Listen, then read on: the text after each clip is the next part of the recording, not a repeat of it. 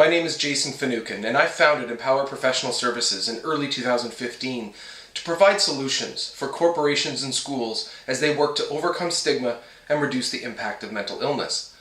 The Empower Report is my weekly video blog, which will be available on social media and my website at empowerproservices.com. This week, I would like to share with you what I learned from 8th graders about mental illness. In December 2015, I was proud to have been selected by Selwyn House School, one of Montreal's top private day schools for boys, to speak to their 8th grade students about mental illness and stigma. As part of my Stigma-Free Schools program, I ask students to fill out surveys during as well as after my presentations. The information collected during this process is invaluable, and without betraying any confidentiality, I would like to share the key points with you. First, my experience with Selwyn House School's 8th graders filled me with great optimism. I was so impressed with the attentiveness and respect they displayed towards me and each other, as well as their level of emotional intelligence. Speaking with 8th graders on the very delicate and difficult topic of mental illness and stigma is no minor feat, and yet their thoughtful contributions made it a positive process. In working with audiences of all ages, I'm constantly aware of what they have to teach me. Although I may be the professional speaker and expert brought in to share my knowledge on mental illness and stigma, I always find learning opportunities in my speaking contracts from every audience, even when they are 8th graders. The two major points I learned are, in fact, contradictory, simultaneously creating comfort and concern. First, when asked how they would feel, think, and/or act if they learned a classmate was suffering from a mental illness, the vast majority responded with worry, empathy, hope for recovery, and by offering many ways they would reach out and encourage or help the person suffering.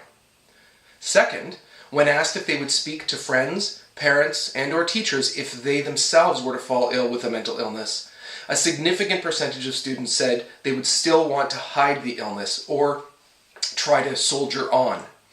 Their answer to the first question indicates a remarkable and exciting shift in thinking regarding mental illness, from one of stigma, ridicule, and removal to one of empathy, concern, and inclusion. This is a huge first step, and I was thrilled to see students of this generation think this way. Their answer to the second question did not surprise me, however, it does highlight and affirm the need for continued education regarding mental illness. It also speaks to the greatest challenge that I face as a speaker and advocate. The stigma that resides in our own minds can be the hardest to change.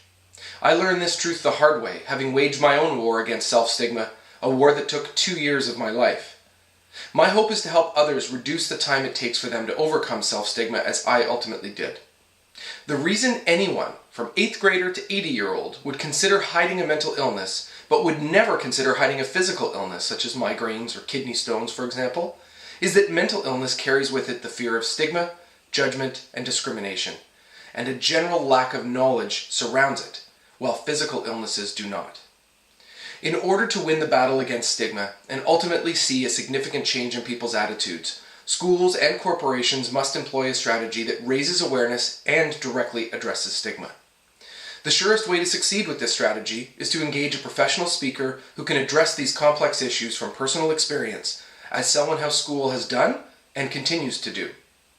I applaud the vision of Selwyn's leadership and encourage others, both in the education and corporate sectors, to consider the same strategy. To learn more about how my unique and inspirational keynote lectures and other services create real, lasting impact on audiences' understanding of mental illness and stigma, visit my website at empowerproservices.com. That's all for this edition of the Empower Report. Thank you for watching. Stay tuned for future editions of this video blog as well as new written blogs. I invite you to follow me on social media as well. I can be found on Twitter with the handle @FinucanJason, and on LinkedIn, Facebook, Google+, and YouTube by searching for Jason Finucan. If you would like to sign up to receive notifications when new and written video blogs are posted, you can do so at empowerproservices.com.